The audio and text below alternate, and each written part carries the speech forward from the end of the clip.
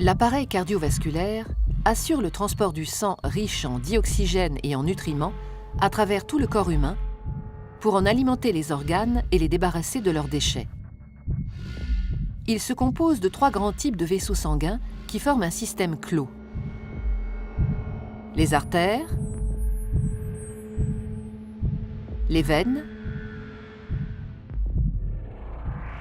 et les capillaires.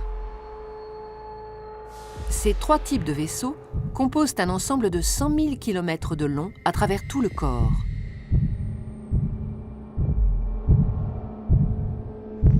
Une artère transporte le sang du cœur vers les organes. Les veines, à l'inverse, le transportent des organes vers le cœur.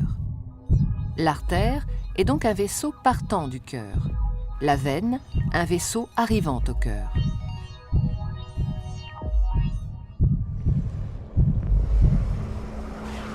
Tous les organes sont richement irrigués, c'est-à-dire qu'une multitude de petits vaisseaux sanguins les parcourent. Ce sont les capillaires.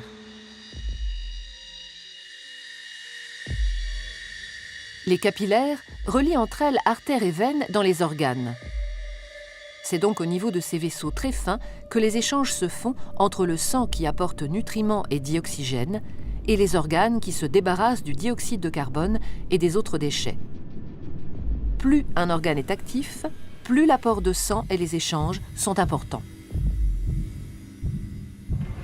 Les échanges ne sont possibles que parce que le sang circule en permanence dans les vaisseaux en sens unique. Il est mis en mouvement par le cœur qui fonctionne comme une pompe. Ce moteur de la circulation sanguine est un muscle creux et cloisonné. À chaque contraction, il propulse du sang dans les artères. Le cœur possède 4 cavités avec un côté droit et un côté gauche, composés chacun d'une oreillette et d'un ventricule. Le côté droit reçoit le sang pauvre en dioxygène. Le côté gauche, au contraire, le sang enrichi en dioxygène après son passage au niveau des poumons.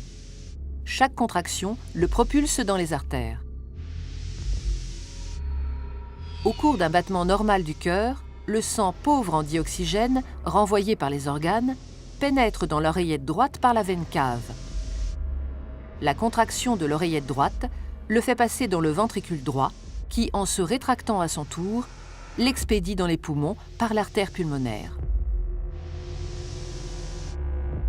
Après son passage dans les capillaires des alvéoles pulmonaires, le sang est enrichi en dioxygène et débarrassé de son dioxyde de carbone. Il revient alors dans l'oreillette gauche par les veines pulmonaires.